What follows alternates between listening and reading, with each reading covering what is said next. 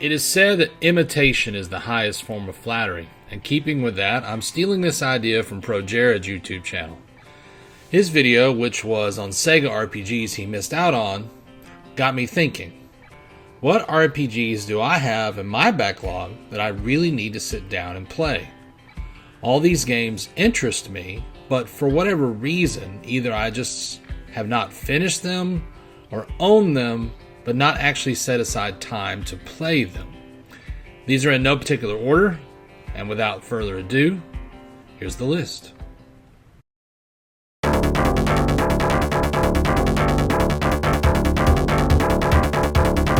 Phantasy Star 4.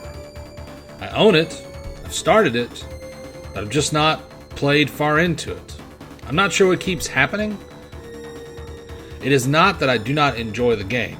I like the premise, I like the graphics, I like the macro system. For those of you who don't know, you can program macros for your parties to follow in battle. All of us have a set moves that we fall on for common enemies to mop up certain encounters. This game allows you to program those turns and execute them with this feature. And I'm shocked that more games do not have this kind of system. The mixture of sci-fi and fantasy is also right up my alley, and the digital comic panels are of very high quality. I'm going to chalk this one up to just life getting in the way, but regardless, I need to come back and play some more of this game.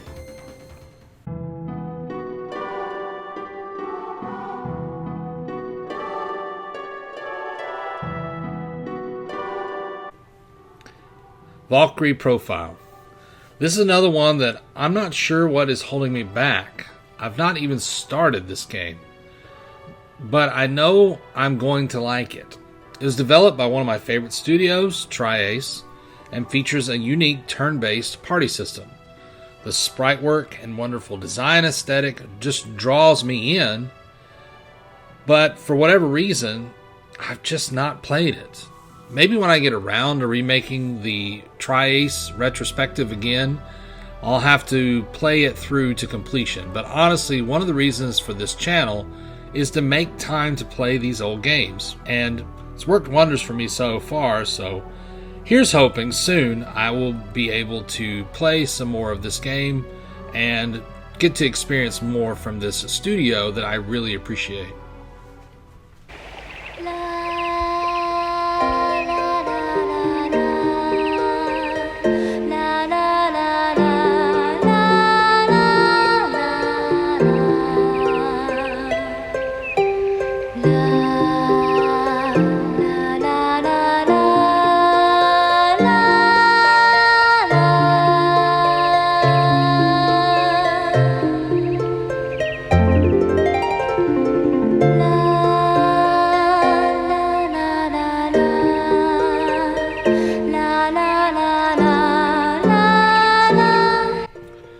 Lunar. I've had a Sega CD copy of this game for a little while, and I was blown away by the presentation. It seems to me that the best way to play it, though, is on the PlayStation. Let me know if I'm wrong. And one day, I'm going to have to track down a copy of this game to play. Time is the enemy of all my efforts with these games, and I wound up selling my Sega CD copy before I got the chance to really get into it. But if the chance arrives again, I intend to play it in whatever form I can find first. Dragon Quest VII. This is another game that I owned for a while, but had to sell.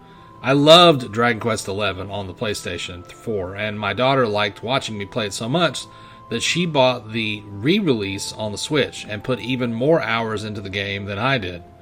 For a while, it was a major part of our lives in the house, and I played it, my daughters played it, my sons played it, and I would love to experience more of the series. I think 7 in particular, though, just because I did own a copy for a while, but never even got to play it before I had to turn around and sell it. It feels like the one that got away as a result. And it does not hurt that a lot of people tell me that it is a good one. Combined with my love for Akira Toriyama's style, this game is a no-brainer to me to put on the list to complete.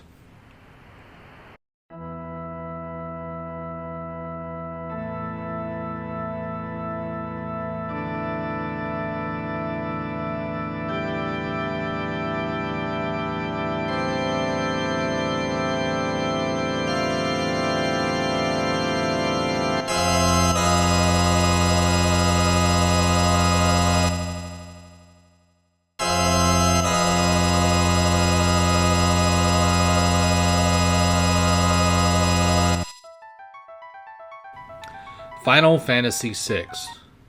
I missed out on Final Fantasy growing up. I did not play any RPGs until the PlayStation, and even then, I was not all that aware of the titans of the genre. That said, these days, I've completed all the PlayStation Final Fantasies, and I have started 6 at least 3 times, but like most of these games, I've just not beaten it. I recently got a physical copy from a great pickup that my mother made. She bought a whole box of games for like $75, and I have a video about that on my tech channel. And maybe that sort of put the itch to complete this game, because when I picked it up to record footage for this video, I found that for the first time, I didn't really want to stop playing it. So, who knows? Maybe Final Fantasy VI is in the near future for this channel.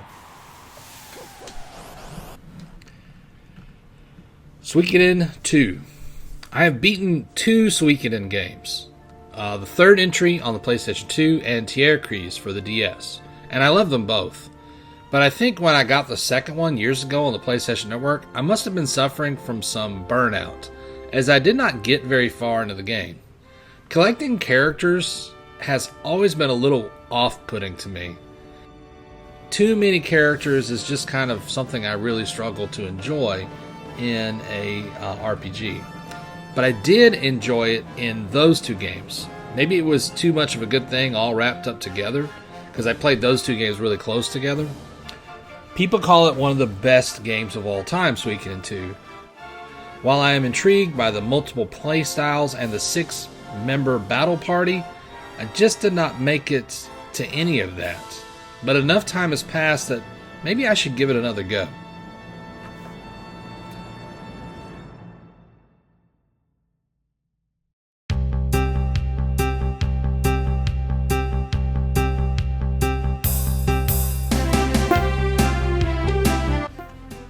Pier Solar. Some of you may not know about this one. It was kickstarted and indie developed, and it was published by a company called Watermelon Studios for the Genesis. And then they did a Sega CD version, and then they did a Dreamcast version, and eventually it made it onto digital stores. I bought it for the Wii U because a friend of mine got it on the Dreamcast and was telling me how great it was. And every time I've tried to play this game, I don't even make it out of the first town before the game crashes on me. I guess Sega does what Nintendo don't. But seriously, I don't know if this is an issue with the Wii U version or if it's common to the ports. But has anyone else had this problem playing this game? If you have, let me know in the comments. Either way, I would love to get a Genesis copy of this game one day and play it that way. But as it stands, it has burned me so many times that to attempt it again on the Wii U just doesn't sit right with me. I have to say that when I was recording this footage, I made it further than I ever have in the game before, but every few steps I wondered if the game was going to keep running. Ni no Kuni, Wrath of the White Witch. I have a confession to make that's related to the character collecting thing that I mentioned earlier in Suikoden. I struggle with Pokemon games and the monster collection genre as a whole. It just has never really grabbed me like it's grabbed so many others. Now, whatever floats your boat, and I may one day find a way to appreciate the genre, but it is entirely for this reason that I have given up on Ni no Kuni 3 times. I love the art style, and I'm a big fan of level 5, but as soon as the monster collection really takes off, my interest just slowly falls off. It's such a shame because I love so much about this game. I'm trying to talk my kids into playing it because they both love Pokemon gaming, and I really want to experience all the game has to offer, even if it is secondhand. Maybe one day I'll find the motivation to catch them all, but as for right now, it sits on the shelf, waiting. Skies of Arcadia. I was really into this game and making good progress through it for the GameCube. But one thing led to another, and while my family was moving, I put the game down and just never picked it back up again. Later, I sold my copy as I needed the money, and I have not found a replacement. The characters, music, world building, and mechanics beckon me back, though. And I hope that someday soon I'll experience the thrilling life of a sky pirate once again. Not much to say other than it's a great game that life just got in the way before I could finish it, and I really need to go back into it, just like so many other games on this list. Last but not least is Dark Cloud. I avoided this game for a while. It just did not look like something I wanted to play, but I really liked ActRaiser, and a lot of people told me that it was similar, just with random dungeons. I bought a copy, and I was blown away with how much I was enjoying the loop of it.